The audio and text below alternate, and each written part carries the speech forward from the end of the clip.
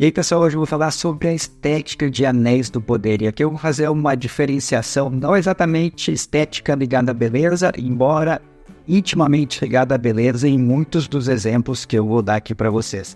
Uma coisa bem interessante é que, por exemplo, os orcs, que eles têm uma estética mais grotesca, que é um negócio mais ligado, por exemplo, a filmes de terror, e isso é utilizado para mostrar que eles são a parte da sociedade ali que destrói tudo onde está.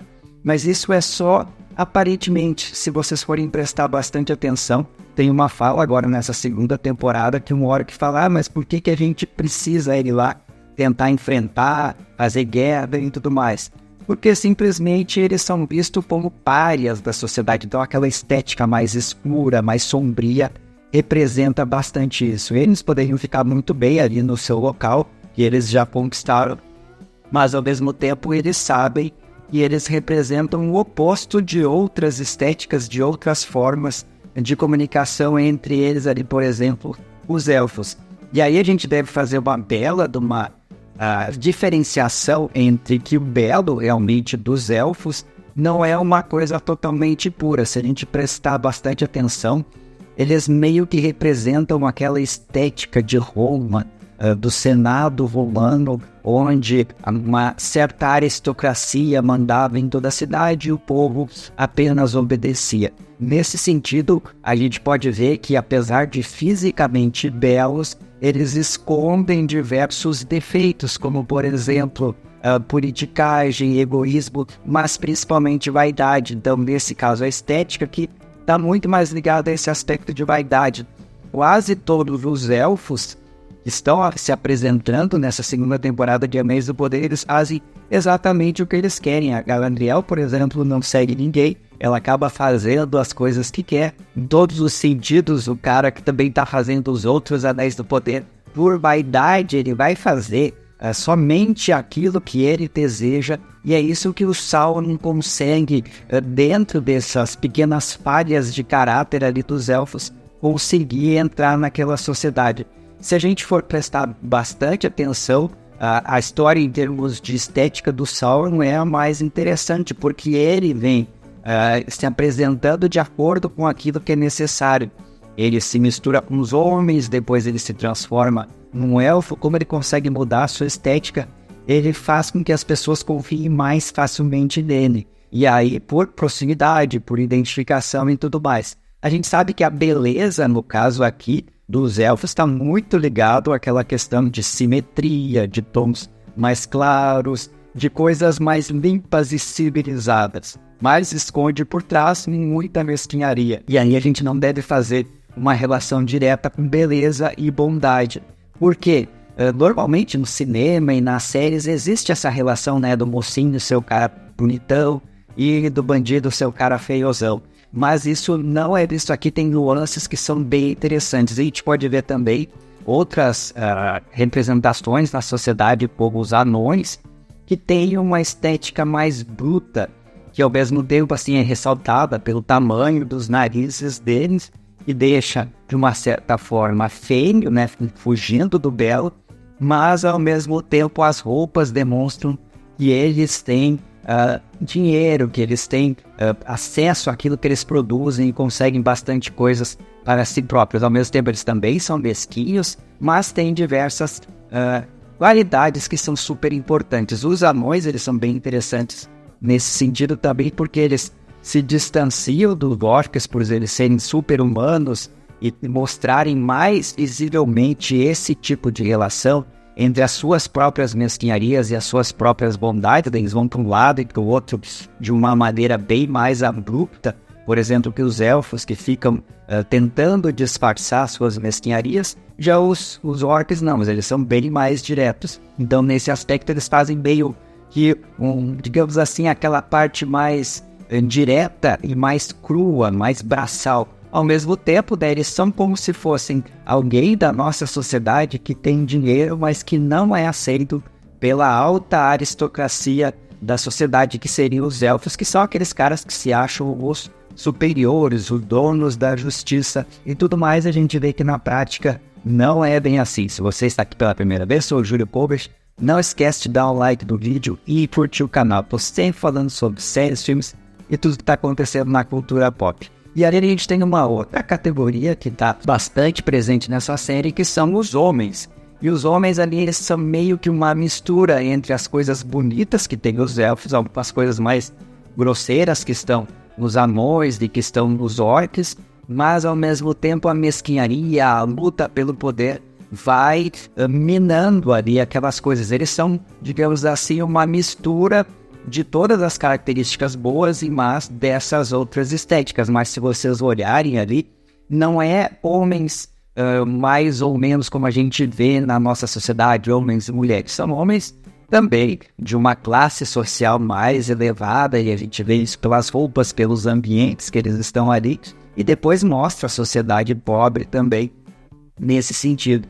E é legal da gente perceber assim, que o único elfo que foge daquela estética limpa, bonitinha, disfarçada, é um que está junto com o povo mesmo. E aí vocês vão ver que as roupas deles são totalmente diferentes, são mais escuras, mais aquela cor de roupa de batata, e que ao mesmo tempo talvez seja o elfo, pelo menos nessas 2 temporadas, que tem mostrado um caráter muito superior aos outros. É claro que ele está ali na linha de frente, mas ele mantém exatamente o mesmo pensamento, não fez nada de errado por gosto, ele tenta salvar as pessoas, e ele vai crescendo num papel, se diferenciando esteticamente daqueles elfos mais políticos que estão lá. E a gente pode incluir aí até a Galadriel, que seria, digamos, a heroína dessa série, mas que mostra assim, um flerte com o Sauron e de coisas que ela também busca, como a vingança por ter sido enganada. A vaidade dela não permite que ela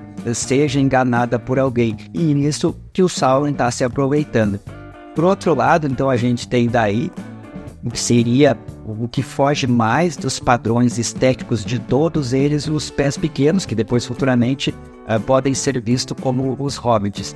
Eles, esteticamente, eles não atraem tanto, talvez seja a parte mais chatinha da série, no momento ali que as 2 menininhas estão caminhando junto com o mago. Vocês veem que são representações de pessoas comuns, que não são muito belas e que não são muito feias, é uma estética muito mais simples, mas ao mesmo tempo todo esse enredo faz com que as pessoas vejam a beleza interior daquelas 2 ali.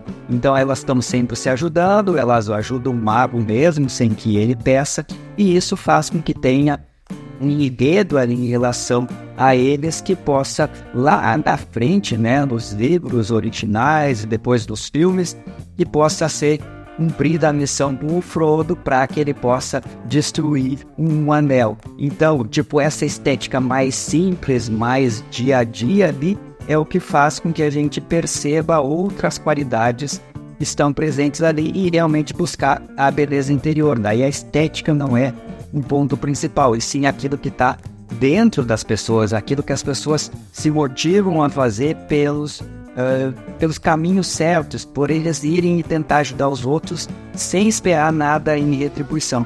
Todos os outros personagens, todos os outros grupos de personagem, eles buscam alguma coisa que é naturalmente ali nessa história o poder. Então o poder faz a sedução de tudo isso, mostrando de diversas estéticas diferentes a busca em relação a isso. E o Sauron, ele vai se encaminhando em relação a todos eles, e aí a gente tem também uma nova categoria também dividida esteticamente, que a gente consegue ver de cara, que são os magos, os bruxos ali. A gente tem um que parece estar andando ali junto com os pés peludos, que parece muito um jesuíta, que é uma coisa mais simples, mais pobre, que também demonstra, num certo aspecto, algo que seja mais positivo, desligado das coisas materiais.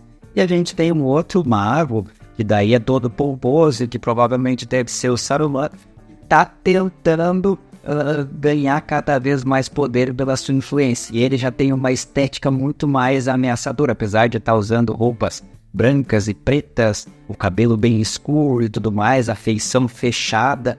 Tudo isso vai influenciando, mesmo aqueles seres que vão ali com ele, apesar de fantasmagóricos, tem uma certa atratividade estética ali, a gente olha e fica super interessante. Então, essa questão deles ficarem brincando com essas coisas de uma estética mais grotesca para uma estética mais limpa, faz com que a série ganhe muito em aspectos assim de beleza mesmo, né, em alguns aspectos, principalmente nos cenários, em termos das áreas ali que os elfos estão caminhando, que eles estão vivendo, e de cenas que são mais esteticamente desagradáveis em outros lugares, como tem os orcs, como na parte até de baixo ali, onde ficam os anões, e a parte mais, digamos assim, normal, em termos estéticos, seria onde os pés peludos estão, que é um mundo mais aberto, e que tem sol e tudo mais. Então, nesse aspecto, assim, a série brinca bastante com essa questão de estética e subverter a questão de achar que o belo é o bom e que o feio seria o ruim. Então, a gente vê no Sauron essa questão aí dele conseguir ser belo e, ao mesmo tempo, estar manipulando todo mundo conforme a sua vontade. E ele, de fundo, ser o personagem do mal para finalmente ele conseguir ser o Senhor dos Anéis. É uma trajetória bem importante, assim, em termos de criação. Talvez seja uma das séries esteticamente mais interessantes que apareceram nos últimos anos, num tratado nesse sentido, assim, bem profundo, bem legal. Assim, a construção das roupas, a construção dos cenários faz com que a gente preste bastante atenção nesse tipo de detalhe.